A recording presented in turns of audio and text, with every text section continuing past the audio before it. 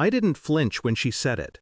I watched her lift her chin like victory tasted sweet on her tongue.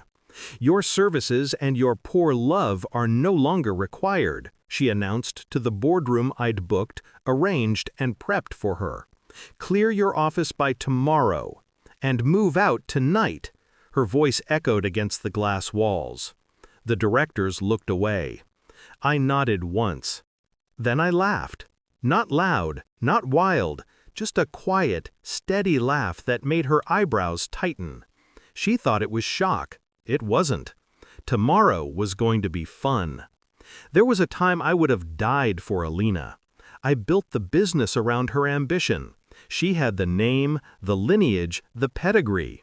I had the mind, the plans, the long nights spent stitching the company's broken bones back together. She used to slip her hand into mine after meetings.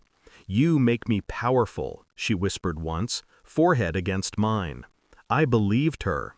Funny how love blinds, sharper than any weapon. The shift began small.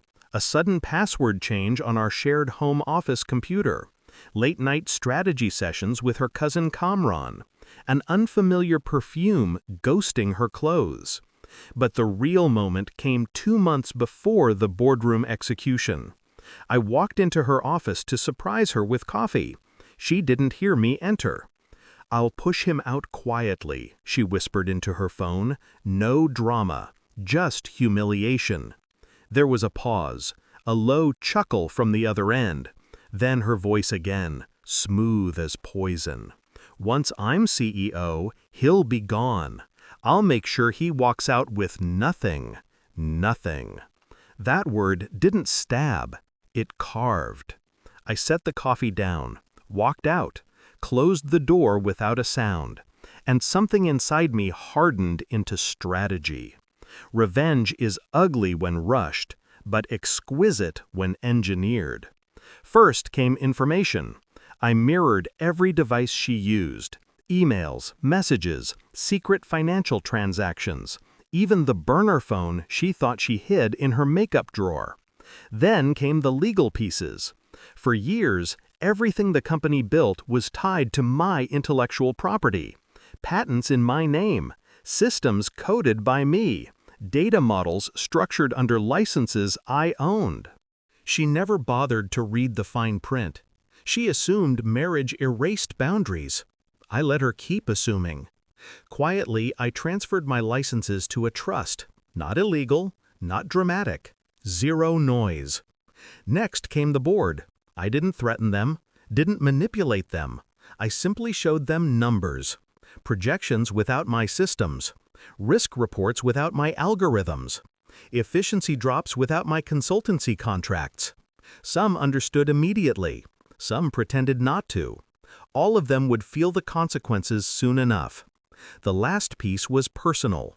I hired a private investigator. Not to catch her cheating. I didn't care about that anymore. I wanted proof of mismanagement, fraud, side deals with Kamran, and her covert attempt to dilute minority shareholders by funneling corporate funds into shell companies. The evidence was elegant. So when she fired me, I didn't break. I accepted the dismissal like a man accepting a trophy for a race he didn't run. After the meeting, I emptied my office, but not the way she expected. I took only what belonged to me. Servers, drives, key cards, everything tied to the intellectual property she had built her reign on. By midnight, the company systems were already showing access restricted notifications. By early morning, the manufacturing floor halted. By 9 a.m., the finance department reported missing license verifications. At 9:17 a.m., my phone buzzed. Unknown number. I answered. Her voice trembled behind forced authority. "What did you do?" "I complied," I said. "You fired me, so I removed everything that was mine." "You can't do that." "I already did." Silence. Then the sound of panic she tried to swallow. They called an emergency meeting at 10 a.m. I arrived late on purpose. When I walked in, the room buzzed with frustration, fear, anger. Alina stood at the head of the table, hands shaking. Her lipstick was perfect, but her eyes were cracking. "You sabotaged the company," she snapped. "No," I said, placing a folder on the table. "You did that when you fired the only person holding it together." The directors flipped through the documents. Evidence of her financial manipulation.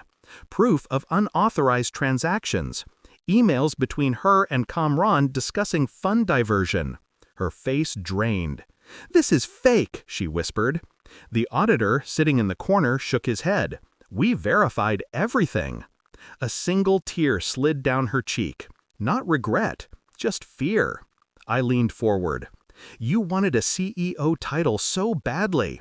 Now you can keep it during the investigation." The chairman exhaled slowly. "Effective immediately, Alina is suspended pending inquiry." She grabbed the table. "Please, don't do this." The word "please" landed like music. "I didn't do anything," I said calmly. "You wrote every step yourself." The investigator escorted her out.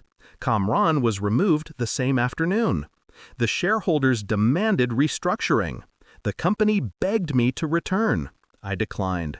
I wasn't their savior, just the man they underestimated. That night, I packed the last of my things from the house. She called me 7 times. I didn't answer. In the quiet hallway, I paused and looked back once.